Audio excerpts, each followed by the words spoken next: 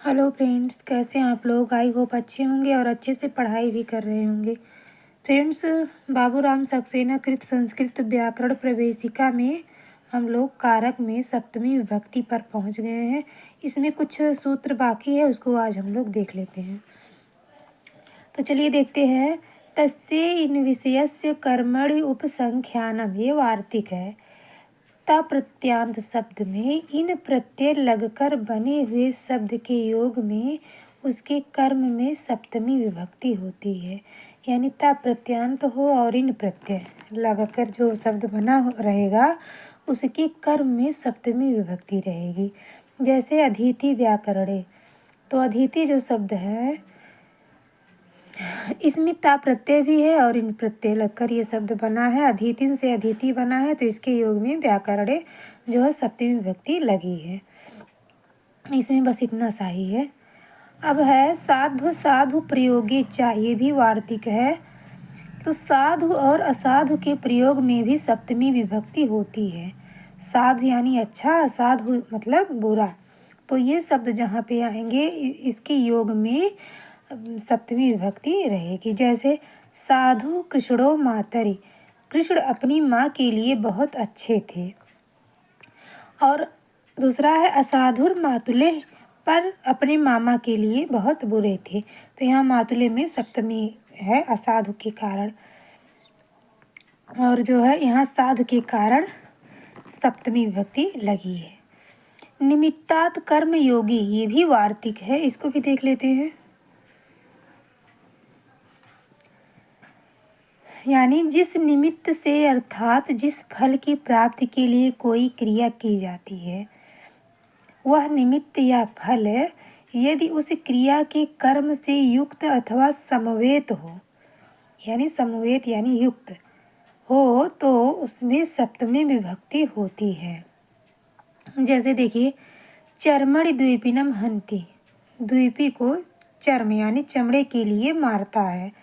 अब है दंत्योर हंति कुंजरम, हाथी को दांत के लिए मारता है। तो यहाँ पे कारण है, यानी जिस निमित्त से अर्थात जिस फल की प्राप्ति के लिए कोई क्रिया की जाती है, तो यहाँ पे फल प्राप्ति हो रही है चमड़ा प्राप्त करना, और इसमें हाथी का दांत प्राप्त करना।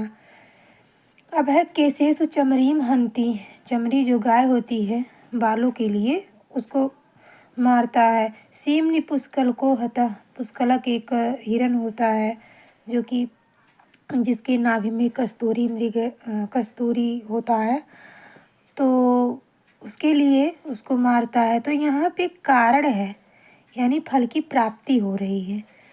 तो वह निमित्त या फल यदि उस क्रिया के कर्म से युक्त अथवा समवेत हो तो उसमें सप्तमी विभक्ति होती है। ठीक है, यहाँ पे देखिए केसेसु में चमरी, केसेसु में सप्तमी, और इसी तरह से यहाँ पर द्वीपी कर्म के साथ उसका चर्म समवेत है और फलभूत चर्म की प्राप्ति के लिए वध व्यापार होता है, इसलिए चर्म में सप्तमी हुई है। इसी प्रकार दंतयोः केसेषु तथा सीमनि में भी सप्तमी हुई है। ठीक है, अब आगे है टिप्पणी। हेतो इस सूत्र के द्वारा अध्ययनेन वसति इत्यादि प्रयोगों की भांति यहाँ भी तृतीया होनी चाहिए थी, यानी होनी तो तृतीया चाहिए थी, परंतु निमित्तात् कर्मयोगे जो कि ये वार्तिक लग गया है, इसके द्वारा उसका निवारण हो जाता है और तृतीया के स्थान में सप्तमी होती है। ओके, अब अगला है अगला सूत्र है यतश्च निर्धारणम। यदि किसी वस्तु का अपने समुदाय की अन्य वस्तुओं से किसी विशेषण द्वारा कोई विशेष निर्देश दिया जाता है, निर्देश किया जाता है, अर्थात विशिष्टता दिखाई जाती है, तो वह समुदायवाचक यानी इसे समुदायवाचक शब्द सप्तमी अथवा षष्ठी, सप्तमी में भी हो सकता है और षष्ठी में भी रखा जा सकता है। जैसे कविषु कालिदासः श्रेष्ठः, यहाँ मतलब कवियों का जो ग्रुप है, मान के चलिए, तो उसमें से कविसु कालिदासः श्रेष्ठः, कवियों में कालिदास सबसे बड़े हैं। अगर ऐसे निर्धारण करना है तो यहाँ पे सप्तमी लगा है कविसु, या षष्ठी भी लग सकता है। कवि नाम कालिदासः श्रेष्ठः, कवियों में कालिदास सबसे बड़े हैं, तो सप्तमी और षष्ठी दोनों लगेगा इस सूत्र के अनुसार। यतश्च निर्धारणम्। अब आगे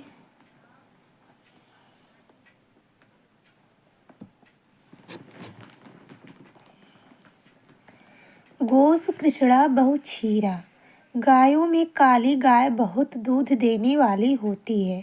या गवाम कृष्णा बहु क्षीरा, या गायों में काली गाय बहुत दूध देने वाली होती है, तो सप्तमी षष्ठी दोनों लगेगा। चाहे आप सप्तमी का प्रयोग कीजिए, चाहे आप षष्ठी का प्रयोग कीजिए। अब है अगला उदाहरण, छात्रेषु मैत्रः पटुः या छात्राणाम मैत्रः पटुः, विद्यार्थियों में मैत्र नामक जो छात्र है तेज है। अब आगे